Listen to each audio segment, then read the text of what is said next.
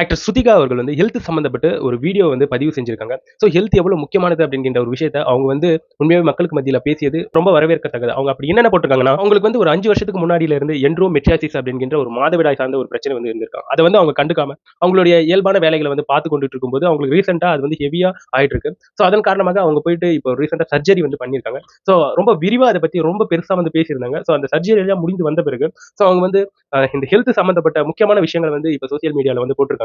உண்மையாவே ஹெல்த் எந்த அளவுக்கு ரொம்ப முக்கியமானதுன்றது ஸோ அவங்களுடைய வார்த்தைகளின் மூலமாக வந்து தெரிஞ்சுக்க முடியுது. தமிழ் சினிமால ஒரு முக்கியமான ஆக்ட்ரஸும் கூடங்க. குக் வித் கோமாளில இவங்க வந்து ரீஎன்ட்ரி கொடுத்தாங்க. அதுல வந்து டைட்டில் வின்னரும் ஆகுறாங்க. இந்த இடத்துல மக்களுக்கு மத்தியில அவங்களுடைய ஹெல்த் சம்பந்தப்பட்டு ஒரு அவேர்னஸ் வந்து கிரியேட் பண்ணலாம் அப்படின்ட்டு ஸ்ருதிகா அவர்கள் வந்து அவங்க ஒரு பதிவை போட்டு அந்த விளக்கத்தை வந்து கொடுத்திருக்கிறது உண்மையாவே இந்த இடத்துல வந்து வரவேற்கத்தக்கதுங்க.